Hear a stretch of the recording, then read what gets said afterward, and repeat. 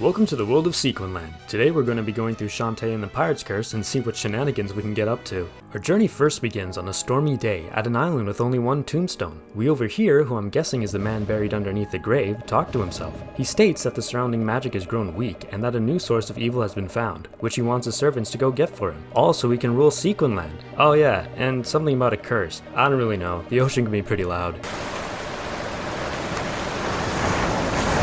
What? But we don't have to worry because it was all a dream. Or was it? Probably. Anyways, meet Shantae. She's half a genie, but apparently not anymore. I don't know, something about the last game. But there's no time for that now, because there's a loud noise outside. False alarm, the town's just under attack, and it's up to us to protect it. I hope I'm getting paid for this. We end up running into Shantae's friends, Sky and Bolo, and they tell us that the Ammo Baron's attacking. They also give us an auto potion and a pipe ball, then run off to join the fight. And now it's time for us to do the same. Welcome to Scuttletown, the place that gets attacked way too often than not. Like, seriously, it's an ongoing problem. Though we still gotta defend it, cause you know, it's home. And how does one defend against evildoers? You whip them in the face with your hair. That's right, Shantae's go-to weapon is her long purple hair. One crack of her locks will send evildoers flying. And exploding. Get used to that. Eventually, we're greeted by a familiar face. Toad, I mean the mayor of Scuttletown. We asked him for help, but he sold the town and proceeded to spend the money on cheap waxy chocolates, which he ate. So I guess it's up to us to kick the Ammo Baron out of his town? I'm sure that won't have consequences. As we run through the town, we're greeted by more of the Ammo Baron's men. Some have guns, bombs, Gatling guns, and some even have suction cups.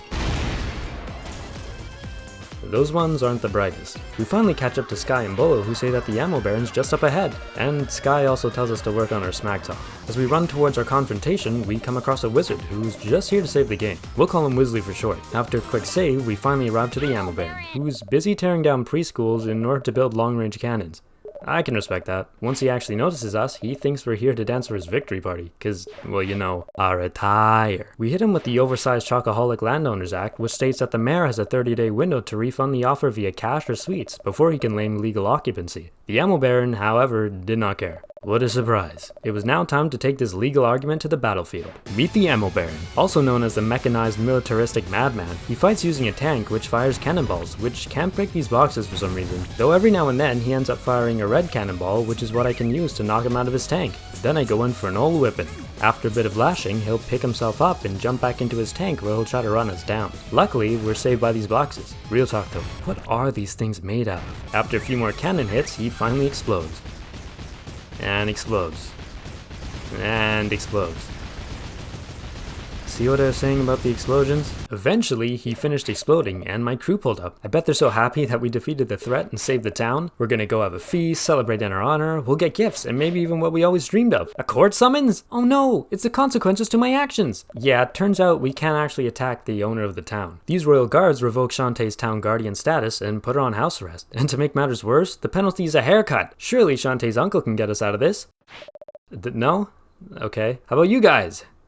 Guys? I guess we're on our own for this one. I mean, house arrest isn't that bad. We can chill out, take a soothing bath, and relax. Though, unfortunately for us, Shantae doesn't own a bathtub. Now, who could possibly install a booby-trap bathtub inside someone else's house? Well, there's only one person. Risky boots. The only reason why we were trapped here was so she can get information on her missing weapons and crew. Obviously, we had no idea what she was talking about, though she did have some good proof to back up her claims. She said that Shantae's uncle had one of her men locked up tight in his lab, and if we didn't believe it, she'd show us. Lo and behold, she was right. How did she drag the bathtub? But I mean, there's gotta be a good reasoning behind this, right? As we were arguing about risky stolen things, a weird dark cloud was moving towards her Tinkerbat. Once the Tinkerbat was in the dark cloud's reach, it transformed it into a cacklebat. It broke out of its containment and it was up to us to take it down. But before that, we might need some clothes. There we go. This is a cacklebat. It uses its big old teeth to take a good jump out of you, so it was important to stay out of its range. It could also fly and swoop down to get a good hit in, so it's best to keep moving.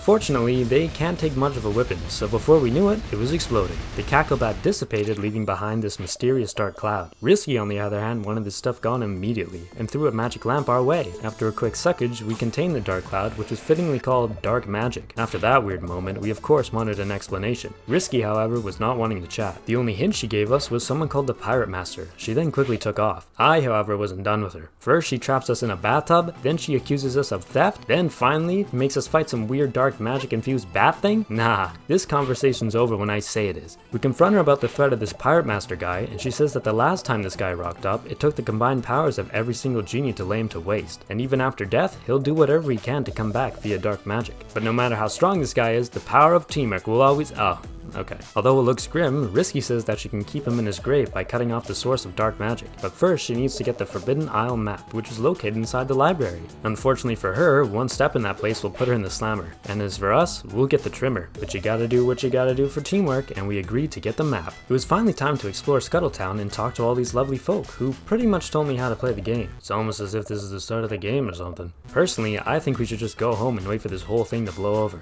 Aw man. Blocking our house was a cacklebat, so we quickly got the beat down on him and sucked up the dark magic. Looks like this whole Pirate Master business has spread a lot quicker than I thought. We decided to keep heading forwards where we came across this tentacle heart looking boy who was properly called a heart squid. After a couple of more meters to the left, we came across the mayor who was wallowing away in despair. I pity the guy, but come on, cheap waxy chocolates?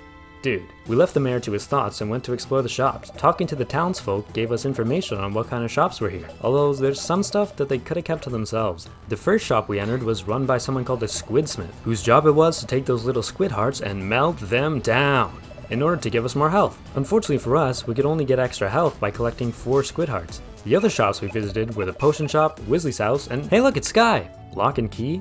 Oh yeah, house arrest. Shantae quickly came up with an excuse to read a book to pass the time. Sky, however, had her doubts, but she still gave us the library card in the end. We promised we wouldn't eat her card again, and we were on our way. In order to actually get to the library, we had a little bit of a trek to go through. First up was Scarecrow Fields. These fields were home to, well, scarecrows. These straw men were swarming the place and could attack us by walking forwards. They could also throw exploding pumpkins and spit out a dark cloud from their faces. During our time at the fields, we came across 2 heart squids, where only one was actually reachable, and we learned the power of suck. As we were nearing the end of the field, we said what up to Weasley and headed into the Tangle Forest. The residents here were these large flying green boys who couldn't keep up airtime for that long, and these spiders who shot balls out of their eyes. After a bit of parkour, we reached the Sequin Land Palace, where the library was located. And look, it's Bolo! He said he was here doing odd jobs at the palace, like painting fences, installing locks and whatnot, but now he's babysitting. Never mind. He asked us to grab 3 flesh pops from the sewers so we could escape, and we were off. We can't just let my boy Bolo be eaten, we gotta hurt— Another person! This guy was a traveling brochure salesman who's never actually traveled before ever. Unfortunately, he dropped his last brochure down the drain. Well, that sucks, I guess. We pressed on, still on a mission to save Bolo— A door! The guy on the inside said that their new lock was installed backwards, upside down, and inside out. Gee, I wonder who could have done that. He also said they were trapped because they didn't have the key. I couldn't deal with this right now because my friend's into a blob. This was Squid Baron. This poor lad was suffering from a severe case of post-boss syndrome. He was saying that he's destined to become a filler boss this time around, whereas last time he was more of a major threat. This guy really needed a vacation, but didn't have anywhere to go. Now I could put him in the direction of a certain salesman, but unfortunately someone accidentally dropped their last brochure down the sewer drain. Poor mate. It was finally time to get our plumber on and explore ye old sewers. We quickly came across these mono-eyed snakes who dropped exactly what we were looking for— flesh pops.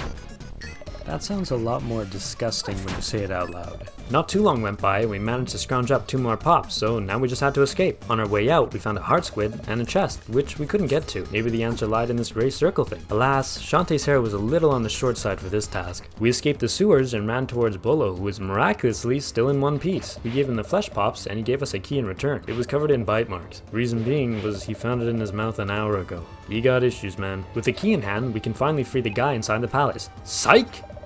Nah, just kidding. We gave them the key and they managed to unlock the door, granting us access to the palace. Now technically, we're not supposed to be here, so we gotta be real stealthy about this. We finally made it to the library where we were greeted by who I'm guessing is the librarian. He recognized Shantae as the relic hunter's daughter, who was actually her uncle. He took out our court summons and read out our penalty of scissors, a jigsaw, and a goat mouth, all just to clip her hair. Luckily, this guy thought it was serious nonsense and tucked the papers away. He also tried to give us a wink, but sadly his eyelids didn't work anymore. He told us to help ourselves to whatever we want, and we went straight for the sparkling globe, which, wouldn't you know it, had exactly what we were looking for— the Forbidden Isle map. We thanked the librarian and ran back towards town. Once in town, we made a a beeline straight for Risky. We gave her the map and she complimented us? Anyways, she let us on board, but with only the exception that we do exactly as she says. Shantae agreed to Risky's rules, but she was still worried about something going wrong considering their past history. But I mean, look at her. Would she lie to you? Risky finally welcomed us aboard the steam-powered Oceanic Tinker Tub Mark II. What happened to the first one? History happened. And with that, we finally set sail towards one of the neighboring islands. But that's gonna have to wait for now. I hope that you guys enjoyed watching and look forward to our infiltration on the next island.